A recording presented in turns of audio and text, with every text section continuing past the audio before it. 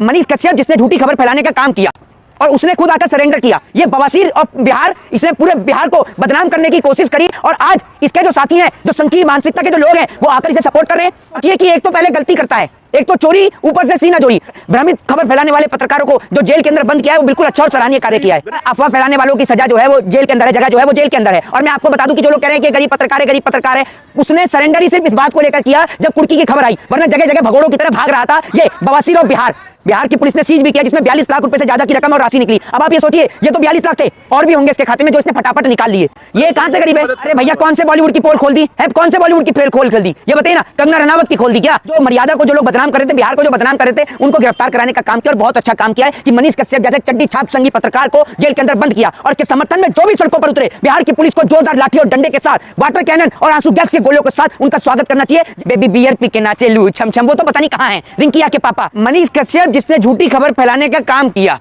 और उसने खुद आकर सरेंडर किया। ये सोचिए कि एक तो पहले गलती करता है, एक तो चोरी, ऊपर से सीना जोड़ी। और जो इसके समर्थक हैं, मैं बिहार की पुलिस से कहूंगा कि इन पर सख्त से सख्त कार्रवाई जाए और इनके ऊपर सबके ऊपर मुकदमा दर्ज किया जाए। क्योंकि अगर आपको प्रदर्शन करना है तो केंद्र की सरकार यही कहती है ना कि प्रदर्शन करने के लिए जाइए रामलीला मैदान, जाइए जंतर मंतर, आप सड़कों पे क्यों गिरेंगे? तो यही बात अब हम कह रहे हैं कि अगर आपको प्रदर्शन करना है तो जाइए बिहार के पटना के गांधी मैदान में, वहां करिए और परमिशन लेकर। रोडों को और सड़कों को जाम करने का हक और अधिकार आपको बिल्कुल नहीं है। ये बवासीर और बिहार, इसने पूरे बिहार को बदनाम करने की कोशिश करी और आज इसके जो साथी हैं, जो संकीर्ण मानसिकता के जो लोग हैं, वो आकर इसे सपोर्ट कर रहे हैं, वाहन कर रहे थे, ठीक है ना। 40-50 लोग थे, लेकिन बिहार पुलिस ने सबके ऊपर कार्रवाई करी, सबको गिरफ्तार किया है और ये बहुत अच्छा काम किया बिहार की पुलिस ने। मैं इसके लिए बिहार के उप मुख्यमंत्री और बिहार के मुख्यमंत्री को अप्रिशिएट करूंगा कि उन्होंने बिहार के अंदर भ्रमित खबर फैलाने वाले पत्रकारों को जो जेल के अंदर बंद किया है, वो बिल्कुल अच्छा और सराहनीय कार्य किया है। मुझे बताइए, 42 लाख रुपए अकाउंट में रखने वाला गरीब होता है, भूखा नंगा होता है?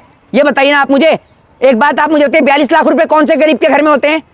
बता दीजिए आप मुझे, वो गरीब कहां से है? आप बात वो कहिएगा जिस बात में तर्क हो, तर्कशील बात जब आप कहेंगे तो आप पत्रकार कहलाए जाएंगे। बेवजह झूठ मत बोलिए। कहां से गरीब है? गरीब पत्रकार का मतलब है कि वो गरीब और मजदूरों की बात उठाता था। अच्छा, गरीब पत्रकार का मतलब है कि गरीब और मजदूर की आवाज उठाता था। तो एक बात आप मुझे बताइए कि तब आपने आवाज क्यों नहीं उठाई उत्तर प्रदेश के अंदर, जब पत्रकारों को, जब मध्य प्रदेश के अंदर पत्रकारों को नंगा कर दिया गया, आपने क्यों नहीं उठाई? तब तो नहीं उठाई आपने। जब बिहार के अंदर से मजदूरों को मार के भगाया गया, तब आपने आवाज नहीं उठाई। आज वो महाराष्ट्र के अंदर से मजदूरों को मार के भगाया गया, तब आपने आवाज नहीं उठाई। तब तो नहीं उठाई आपने। रिहाई की मांग की जा रही है, जल्द से जल्द उनको छोड़ा। अरे भैया, अफवाह फैलाने वालों की सजा जो है वो जेल के अंदर है, जगह जो है वो जेल के अंदर है। और मैं आपको बता दूं कि जो लोग कह रहे हैं कि गरीब पत्रकार है, उसने सरेंडर ही सिर्फ इस बात को लेकर किया जब कुर्की की खबर आई, वरना जगह जगह भगोड़ों की तरह भाग रहा था ये बवासीर और बिहार। जब इसकी कुर्की की खबर इसके पास पहुंचती है, उसके बाद आकर ये सरेंडर करने का काम करता है। आपने देखा होगा कि इसको, मनीष कश्यप को, किस तरीके से जगह जगह न्यूज चैनल्स पर आकर मीडिया पे इंटरव्यू दे रहा था। इसके 3 बैंक अकाउंट को जो है वो बिहार की पुलिस ने सीज भी किया, जिसमें 42 लाख रुपए से ज्यादा की रकम और राशि निकली। अब आप ये सोचिए, ये तो 42 लाख थे, और भी होंगे इसके खाते में जो इसने फटाफट निकाल लिए। ये कहां से गरीब है? नहीं, छात्रों की आवाज उठाते हैं। कौन से छात्र की आवाज उठा दी? जब छात्रों को मारा गया था बिहार के अंदर, जब सरकार थी भाजपा की, जब छात्रों के ऊपर लाठी और डंडे चार्ज किए गए, तब तो इन्होंने आवाज नहीं उठाई। जब उत्तर प्रदेश में छात्रों को मारा गया, तब तो इन्होंने आवाज नहीं उठाई।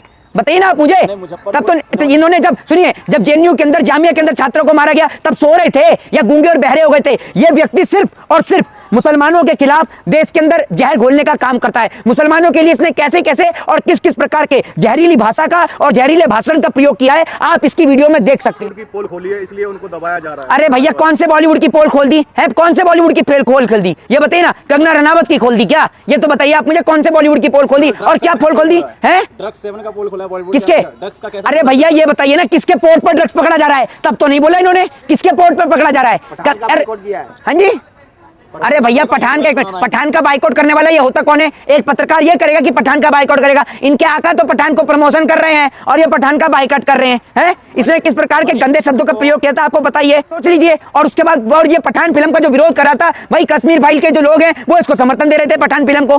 तो ये 2 तरीके की विचारधारा से खेल रहा था। इसने सोचा कि भाजपा के लोग इसे बचा लेंगे, लेकिन इसने ऐसा काम किया है कि अब इसको बिहार पुलिस के साथ साथ तमिलनाडु की पुलिस भी तमिलनाडु ले जाने के लिए तैयार है। लाखों में के हजारों में ट्वीट हो जाते हैं। भाजपा की आईटी सेल से संपर्क करिए, लाखों हजारों में ट्वीट हो जाते हैं। सब की सब फेक आईडी होती हैं और उन पे लाइक करने वाले देखिएगा विदेशी लड़की होती हैं। कोई ऐसे करके है, कोई ऐसे करके है। नाम इतने गंभीर गंभीर है कि आप सोचेंगे कि इंडिया से बाहर वाले लोग भी हिंदी इतनी बढ़िया समझ रहे हैं। ये देख लीजिए इतने ट्वीट हो रहे हैं, ऐसी ऐसी आईडी है। उन्होंने मोर्चा खोला है तो उसमें गलत क्या करा उन्होंने? अरे भैया तेजस्वी यादव खून लालू प्रसाद यादव का है। जब उनके पिताजी के खिलाफ आज तक मोर्चा खोलने वाले उनके पिताजी का कोई कुछ नहीं कर पाया तो उनके बच्चों का कहां से करेगा, जरा ये तो बता दीजिए। दूसरी बात ये कि तेजस्वी यादव ने सिर्फ और सिर्फ जो है बिहार की जो मर्यादा को जो लोग बदनाम कर रहे थे, बिहार को जो बदनाम कर रहे थे, उनको गिरफ्तार कराने का काम किया और बहुत अच्छा काम किया है कि मनीष कश्यप जैसे चड्डी छाप संगी पत्रकार को जेल के अंदर बंद किया और इसके समर्थन में जो भी सड़कों पर उतरे बिहार की पुलिस को जोरदार लाठी और डंडे के साथ, वाटर कैनन और आंसू गैस के गोलों के साथ उनका स्वागत करना चाहिए। जैसे केंद्र की सरकार ने किसानों के ऊपर आंसू गैस के गोले दगवाए, इनके ऊपर भी दागे जाने चाहिए, तब इनको समझ में आएगा।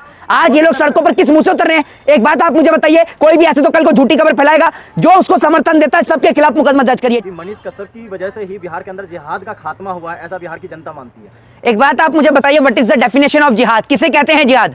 बताइए बताइए, किसे कहते हैं जिहाद? अरे किसे कहा जाता है जिहाद? कोई तो बताए। करना किसे? जद्दोजहद करना। क्या होता है जद्दोजहद? संघर्ष है? संघर्ष नहीं, संघर्ष को जिहाद कहा जाता है। भारतीय जनता पार्टी ये कहते हैं जिहाद का मतलब ये है कि किस तरह से हमारे जो भोली भाली बेटी जो है, बहन जो है हिंदू के, उनको फंसा कर लेकर चली जाती है मुसलमान। अच्छा, तो एक बात आप मुझे बताइए, शाहनवाज हुसैन ने कौन सी बहन बेटी, भोली भाली बहन बेटी को फंसाया? शाहनवाज हुसैन ने भी तो जिहाद किया, लेकिन वो तो बीजेपी का दामाद है, आप नहीं बोलेंगे, ठीक है। मुख्तार अब्बास नकवी ने कौन सी भोली भाली बहन बेटी को फंसाया? आप उसके लिए भी नहीं बोलेंगे क्योंकि वो भी बीजेपी का दामाद है ना। फिर इसके अलावा पूजा नकवी, उसके लिए भी आप नहीं बोलेंगे क्योंकि भैया वो भी बीजेपी के दामाद हैं। आप एक बात मुझे बताइए, भाजपा के लोगों से आपका रिश्ता है या आपके जीजा या फूफा लगते हैं वो लोग भी? ये बताइए ना, कौन फंसा रहा है? एक बात मुझे बताइए, शाहनवाज हुसैन किसका दामाद है?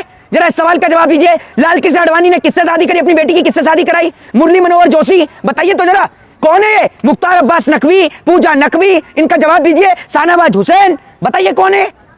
बताइए ना आप मुझे। आप जो जिहाद की परिभाषा दे रहे हैं, एक मिनट सुन लीजिए, जिहाद का मतलब क्या है? जिहाद का मतलब होता है वैसे संघर्ष, ठीक है। और ये जो भाजपा वाले बताते हैं जिहाद, जब ये चुपचाप अपनी बहन बेटी को, भाजपा वालों को मुसलमानों से इतनी नफरत है, और आप समझ सकते हैं नफरत कितनी बड़ी लेवल की है कि पूरे देश में मुसलमानों के खिलाफ जहर घोलेंगे और दामाद भाजपा वाले मुसलमानी पकड़ कर लाएंगे, इतनी नफरत है। आप आरोप लगा रहे हैं, वो सबका विश्वास भाई साहब, भाजपा का सुन लीजिए, भाजपा का और भाजपा जो शादी करने वाले जितनी भी अपनी बहन बेटियों के लोग शादी करते हैं, इन्हों का संबंध ऐसा है मुसलमानों से जैसे तेल और पानी का। पूरे देश में जहर घोलेंगे, सबको बताएंगे कि तेल और पानी एक साथ लगाओगे तो सर के अंदर डैंड्रफ हो जाएगा, लेकिन खुद दामाद मुसलमान पकड़ पकड़ के लेके आएंगे, ऐसा है इनका। खुद तेल और पानी एक साथ ही लगाएंगे, समझ लीजिए। पूरे देश में जहर घोलेंगे, आंख घोले। अब आप सुनिए, बहुत सारे लोग ऐसे थे भाजपा के, ये जो बिकाऊ लोग हैं, भाजपा के जो नेता बने बैठे हैं, एक वो बेबी बियर पी के नाचे लू छम छम, वो तो पता नहीं कहाँ हैं। रिंकिया के पापा ही हंस दे ले, रिंकिया के पापा मनोज तिवारी, भैया ये मनोज तिवारी मनीष कश्यप के समर्थन में आते हैं। लेकिन जब उत्तर प्रदेश के अंदर कानपुर के पूर्वांचल देहात में झोपड़ी में आग लगा के माँ और बेटी को जला दिया जाता है तो मनोज तिवारी का गला सूख जाता है। मुझे तो ऐसा लगता है मनोज तिवारी गूंगे हो जाते हैं, कई दिनों तक इनकी जबान से आवाज भी नहीं निकल पाती होगी। और इनके अलावा भाजपा के और भी अन्य नेता चुपचाप और गूंगे हो जाते हैं, जैसे महेश शर्मा जैसे लोग। मैं आपको बता दूं, ये गूंगे हो जाते हैं जब भाजपा के प्रदेश में किसी हिंदू के ऊपर अत्याचार और जुर्म होता है। आज मनीष कश्यप पे तो बोल रहे हो रिंकिया के पापा, और जब आपको क्या हुआ था, जब कानपुर के पूर्वांचल देहात में वो झोपड़ी के अंदर आग लगा के माँ और बेटी की मृत्यु हो गई थी, तब आपने बेबी बियर पी ली थी क्या? ये तो बता दीजिए बेबी जरा। दूसरी बात ये कि आप एक बात का मुझे जवाब दीजिए, जो बीजेपी के नेता पहले सवाल कर रहे थे कि भैया बिहारियों के ऊपर यह अत्याचार है, आपको पता है उत्तर प्रदेश हो, महाराष्ट्र हो, कितनी कंपनियों के अंदर, कितनी फैक्ट्रियों के अंदर बिहार के मजदूरों के ऊपर शोषण और अत्याचार होता है? कभी आवाज उठाई है बीजेपी के नेताओं ने? बताइए आप मुझे। ये जो बीजेपी के नेता जो बिहार से निकले हैं, ये बिहार के नाम पे कलंक और धब्बा हैं।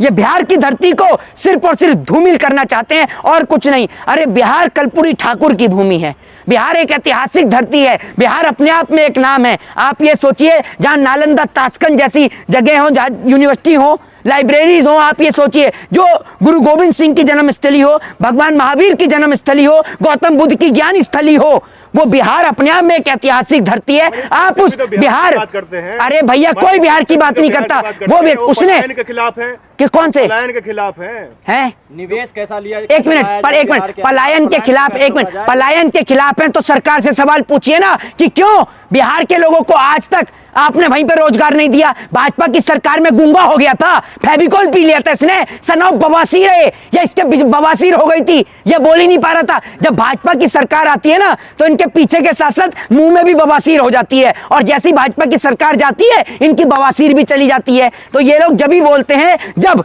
भाजपा की सरकार नहीं होती, जहां भाजपा की सरकार होती है इनको पता है जेल के अंदर बंद करा देंगे, और उसके बाद में बंद कराने के बाद में ये और कह देंगे, जेल में बंद कराने के बाद ये और कह देंगे कि जी भगोड़ा है वो तो भग गया, और उसके बाद जेल में आपके साथ क्या हो सकता है ये तो पूरे देश को